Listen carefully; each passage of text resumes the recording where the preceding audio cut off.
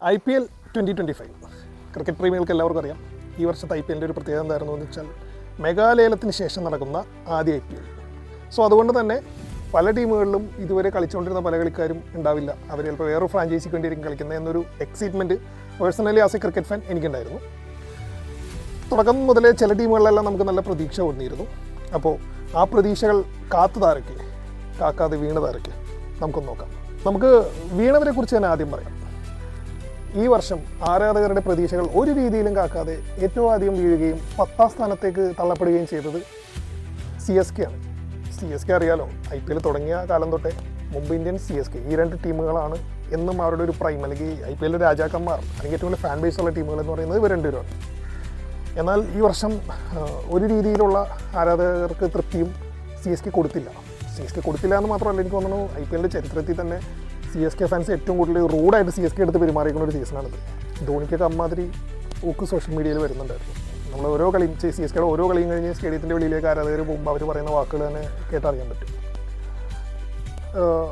ഗെയ്ക്വാദ് ആയിരുന്നു ക്യാപ്റ്റൻ CSKയുടെ. ഗെയ്ക്വാദ് ക്യാപ്റ്റനായിട്ട് തുടർച്ചയായിട്ട് പരാജയങ്ങൾ കണ്ടപ്പോൾ in the mid of the tournament അവർ പല ധോണിയെ ക്യാപ്റ്റൻസി ഏൽപ്പിച്ചു. കാര്യങ്ങൾ തിരിച്ചു കൊണ്ടുവരാൻ കഴിയുമെന്നുള്ള പ്രതീക്ഷയിൽ. എന്നാൽ ധോണി വന്നിട്ടും യാതൊരുവിധ മാറ്റങ്ങളും ഉണ്ടായിരുന്നില്ല. എനിക്ക് തോന്നുന്ന ആദ്യത്തെ 1-2 കളികൾ ജയിച്ചു. സോ എല്ലാവരും കരുതി അതാ CSK ഒരു തിരിച്ചുവരവിൻ്റെ പാതയിലാണ്, ഇനി പ്രശ്നമൊന്നുമില്ല. പക്ഷേ പിന്നെ ഒന്നും സംഭവിച്ചില്ല. ആസ് യൂഷ്വൽ എല്ലാ കളികളും തോറ്റുകൊണ്ടേയിരുന്നു.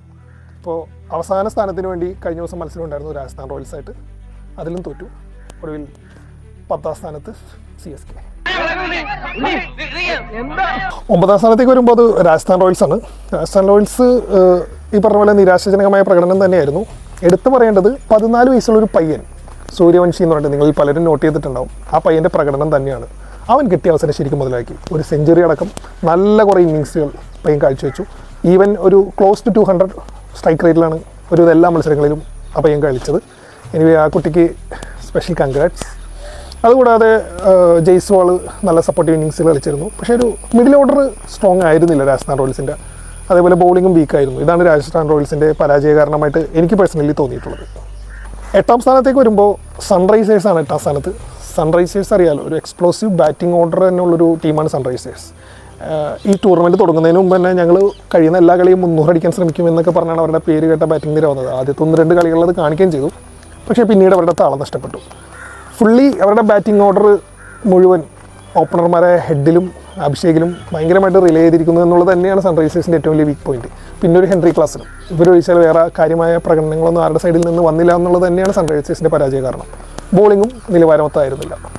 6-7 സ്ഥാനങ്ങളിൽ വരുന്നത് ലക്നൗ സൂപ്പർ ജയൻസും കൊൽക്കത്തയായിരുന്നു. ഇതിൽ കൊൽക്കത്തയുടെ സൈഡിലേക്ക് വരികയാണെങ്കിൽ അവരുടെ ഒരു കഷ്ടമാണ്. കാരണം അവർക്ക് കപ്പ് നേടിക്കൊടുത്ത ശ്രേയസ് അയ്യർ എന്ന് പറയുന്ന ക്യാപ്റ്റനെ അവർ കൈവിട്ട് കളഞ്ഞു. അത് തന്നെയാണ് അവർക്ക് പറ്റിയ ഏറ്റവും വലിയൊരു മിസ്റ്റേക്ക്. അജിങ്ക്യ രഹാനെ ആയിരുന്നു ക്യാപ്റ്റൻ. ഒരു രീതിയിലും ഓർമ്മയ്ക്കാവുന്ന ഒരു പ്രകടനങ്ങളും കൊൽക്കത്തയുടെ ആരിൽ നിന്നും ഉണ്ടായതായിട്ട് എനിക്ക് ഓർമ്മയില്ല. പിന്നെ ലക്നൗവിൻ്റെ അടുത്തേക്ക് വരികയാണെങ്കിൽ അതും മറ്റൊരു കോമഡിയാണ്. ഋഷഭ് പന്ത് ഡൽഹിയിൽ കളിച്ചുകൊണ്ടിരുന്നു. ഡൽഹിയിലും കാര്യമായ സക്സസ് ആവാതെ അദ്ദേഹം ലേലത്തിൽ വന്നു. അദ്ദേഹത്തിൻ്റെ ചില വിവാദ പ്രസ്താവനകളൊക്കെ ഉണ്ടായിരുന്നു.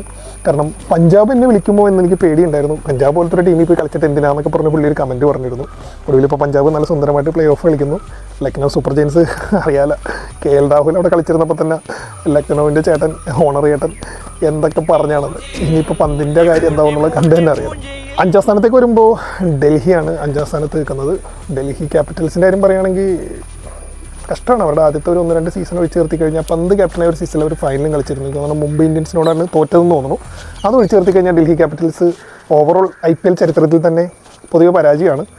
ഈ വർഷം നോക്കുമ്പോൾ ഒരു ഫെയർ ആയിട്ടുള്ളൊരു മത്സരമാണ് അവർ കാഴ്ചവെച്ചത്. മികച്ചത് എന്ന് പറയാനില്ലെങ്കിലും തെറ്റില്ലാത്ത മത്സരങ്ങൾ അവർ കാഴ്ചവെച്ചിരുന്നു. 1-2 നല്ല പ്രകടനങ്ങളൊക്കെ നമ്മൾ കണ്ടിരുന്നു. അതിലും എടുത്തു പറയത്തക്ക വലിയ പ്രകടനങ്ങൾ ആർക്കും ഉണ്ടായിരുന്നില്ല എന്നുള്ളത് തന്നെയാണ് സത്യം. ഒരു ആവറേജ് പ്രകടനം നടത്തി ഒരു 5ാം സ്ഥാനത്തിൽ ഒതുങ്ങി. ഇനിയാണ് പ്ലേ ഓഫിലേക്ക് നമ്മൾ പോകുന്നത്. പ്ലേ ഓഫിലെ ആദ്യത്തെ 4 കൊമ്പന്മാരാരൊക്കെയാണെന്നുള്ളത്. 1ാം സ്ഥാനത്ത് ഇപ്പോൾ നിൽക്കുന്നത് GT ആണ്. GT Gujarat titans. ശുഭ്മാൻ ഗില്ലിൻ്റെ കീഴിൽ മികച്ച പ്രകടനം നടത്തിയാണ് GT 1ാം സ്ഥാനം കരസ്ഥമാക്കി പ്ലേ ഓഫിലെത്തിയിരിക്കുന്നത്. ശുഭ്മാൻ ഗില്ലിനോടൊപ്പം ജോസ് ബട്ട്ലർ, പിന്നെ ഞാൻ പേരെടുത്ത് പറയേണ്ട ആവശ്യമില്ല, അത്രയധികം നല്ല നല്ല കളിക്കാർ നല്ല നല്ല കോൺട്രിബ്യൂഷൻസ് കൊടുത്തിരുന്നു. സായ് സുദർശൻ മറക്കാൻ പറ്റില്ല. ശുഭ്മാൻ ഗില്ലിനോടൊപ്പം ഓപ്പൺ ചെയ്യുന്ന സായ് സുദർശൻ എനിക്ക് തോന്നുന്നു ഈ ടൂർണമെൻറ്റിൽ ഏറ്റവും കൂടുതൽ റൺസ് നേടിയിരിക്കുന്ന ബാറ്റ്സ്മാനാണ്. പിന്നെ ബോളിംഗ് ആണെങ്കിലും എല്ലാം നല്ല അച്ചടക്കത്തോടുകൂടിയുള്ള പ്രകടനമായിരുന്നു GTയുടേത്. GTക്ക് ശേഷം പ്ലേ ഓഫിലെത്തിയിരിക്കുന്ന ടീം റോയൽ ചലഞ്ചേഴ്സ് ബാംഗ്ലൂരാണ്. കമ്പാരിറ്റീവ്ലി കഴിഞ്ഞ പല സീസണുകളെ അപേക്ഷിച്ച് ബാംഗ്ലൂരിൻ്റെ പ്രകടനം വളരെ മികച്ചതായിരുന്നു. എന്തൊക്കെയാണ് നടക്കുന്നത്? ബാംഗ്ലൂരിൻ്റെ പുതിയ ക്യാപ്റ്റൻ കൊള്ളാം. പുതിയ ക്യാപ്റ്റൻ്റെ കീഴിൽ ബാംഗ്ലൂർ വളരെ മികച്ച പ്രകടനമാണ് കാഴ്ചവെച്ചിട്ടുള്ളത്. വിരാട് കോഹ്ലിനെ പോലുള്ള സീനിയർ താരങ്ങളുടെ നല്ല സപ്പോർട്ടും ബാംഗ്ലൂരിനുണ്ടായിരുന്നു.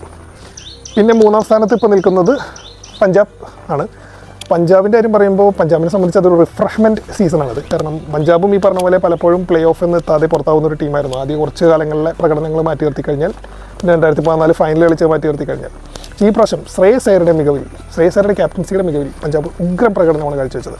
അവരുടെ മത്സരം കാണുമ്പോൾ അറിയാം അവർ ജയിക്കാൻ വേണ്ടി തന്നെയാണ് ഇറങ്ങുന്നത്. നല്ല ബാറ്റിംഗ് ഓർഡർ, അച്ചടക്കമുള്ള ബോളിംഗ്, നല്ല ഫീൽഡിംഗ്, അങ്ങനെ എല്ലാ മേഖലയിലും പഞ്ചാബ് തകർത്തു. 4ാം സ്ഥാനത്ത് നിൽക്കുന്നത് മുംബൈ ഇന്ത്യൻസ് ആണ്. ഇന്നലെ ഡൽഹി ക്യാപിറ്റൽസിനെ 59 റൺസിനെ തോൽപ്പിച്ച് മുംബൈ ഇന്ത്യൻസ് 4ാം സ്ഥാനം ഉറപ്പിച്ചു. മുംബൈ ഇന്ത്യൻസ് നമുക്ക് നേരത്തെ അറിയാം പേപ്പറിൽ പുലികളായിരുന്നു. പക്ഷേ അവരുടെ ഇന്റേണൽ കുറച്ച് ഇഷ്യൂസ് ഉണ്ടായിരുന്നു. അറിയാമല്ലോ, രോഹിത് ശർമ്മനെ ക്യാപ്റ്റൻസിയിൽ നിന്ന് മാറ്റി, അതിനുശേഷം ആരാധകരുടെ രോഷം, ഹാർദിക് പാണ്ഡ്യയ്ക്ക് വന്ന കുറച്ച് പ്രശ്നങ്ങൾ, അങ്ങനെയുള്ള കാര്യങ്ങളെല്ലാം നമുക്ക് എല്ലാവർക്കും അറിയാം. പക്ഷെ അതെല്ലാം മാറ്റിവെച്ച് ഈ വർഷം ആരാധകരും കളിക്കാരും ഒന്നായപ്പോൾ മുംബൈ ഇന്ത്യൻസിന് നല്ല പ്രകടനം തന്നെ കാഴ്ചവെക്കാൻ കഴിഞ്ഞു. മുംബൈ ഇന്ത്യൻസിൻ്റെ ടീമിൻ്റെ സ്ട്രെങ്ത് വെച്ച് ആദ്യ 2-ൽ എത്താനുള്ള കഴിവുണ്ടായിരുന്നതാണ്. പക്ഷേ സ്റ്റിൽ അതിന് കഴിഞ്ഞില്ലെങ്കിലും അവർ ആദ്യ 4-ൽ എത്തിയിട്ടുണ്ട്.